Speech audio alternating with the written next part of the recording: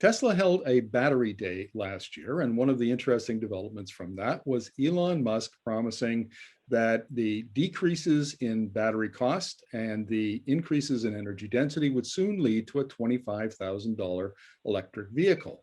And we're now having discussions about Tesla's beer can battery technology. So what the heck is that? I'm going to talk to Ram Chandrasekeran from Wood Mackenzie about that. So welcome to the interview, Ram. Morning, Markham. How's it going? Good, thank you. Can you tell us what the heck beer can battery technology is? Quite an interesting name, isn't it?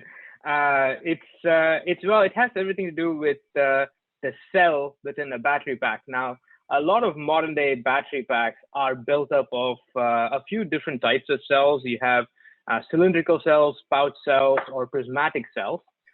Cylindrical cells is what Tesla typically use, made by Panasonic. And they're not very dissimilar from the batteries that you and I use in our remote controls or any kind of devices we have at home. And these individual cells sort of get piled together to make a battery pack.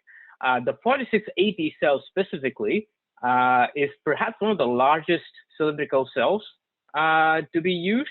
It's 46 centimeters in diameter and 80 centimeters tall, so roughly the size of a beer can, and that's what the 4680 cell is.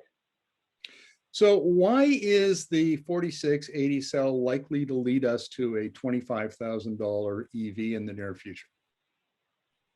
Well, Tesla claims that they can cut the cost of their overall battery by using this 4680 cells significantly. They're moving to a new design called the tabless design that's allowing them to make the cell quite as big as they're making it. And that's part of the reason they say that they're going to go to much lower cost with these large cells.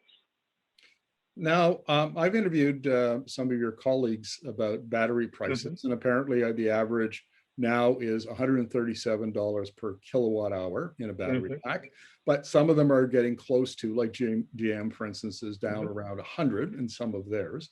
So are we talking about sub $100 per kilowatt hour batteries with these, the 4680? Right.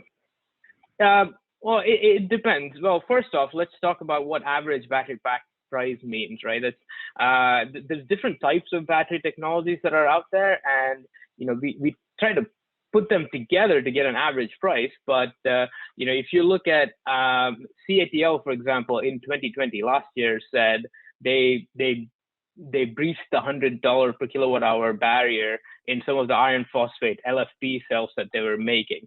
And Tesla tends to make sort of more expensive NMC packs, and their cost cutting comes a lot from vertical integration. So it's not going to be any particular thing. I think on battery day, what they announced was the 4680 cells will be ready by about 2024.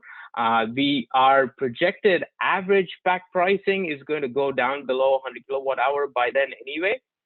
So Tesla, with its vertical integrated capability, is likely to go below 100 kilowatt hour, and that may or may not be specific to the 4680 cells. So are there any technical challenges here, electrochemistry or something like that? Or is this really all about, economies of scale in manufacturing? Oh, there are certainly technical challenges. I mean, for one, have you ever heard Tesla say something like, we will overcome these things in 3 or 4 years' time? It's usually, we're done, we finished it yesterday. That's kind of Tesla's or Elon Musk's rhetoric typically in terms of technology improvements. But with this particular cell, he did mention that they expect to go into production in a sort of 3 to 4 year timeline. The primary issue when you make a single cell quite so big, cylindrical or otherwise, is that you want to get heat out of the battery. Thermal management is a pretty big issue typically, because once the battery, once the hottest part of the cell gets to a particular temperature, you have to derate the entire battery. So from that perspective, being able to uniformly pull heat out of the cell from everywhere is really important. And as the diameter of the cell gets larger and larger, you need to pull heat from deeper and deeper. So that's one of the primary challenges that Tesla will have to overcome. Are there any other issues aside from batteries that would prevent Tesla from getting to a $25,000 EV by, say, mid-decade? Getting to $25,000 is going to be a big challenge, and it's not just battery packs, right? Now, as of today, in a car, sort of a mid-sized car like a Tesla Model 3, the battery pack represents a quarter of the cost of the entire vehicle. So that's one of the main reasons why battery pack has been so closely associated with trying to make the car cheaper. But we're sort of flattening in battery pack costs, right? About a decade ago, we were still looking at $1,000 per kilowatt hour, and we're down to 137, like you mentioned a few minutes ago. And even out to 20 or 30 years from there, we're not looking at $10. We're still talking about $40 or $50 per kilowatt hour. So we're in the flat part of the curve in terms of battery costs.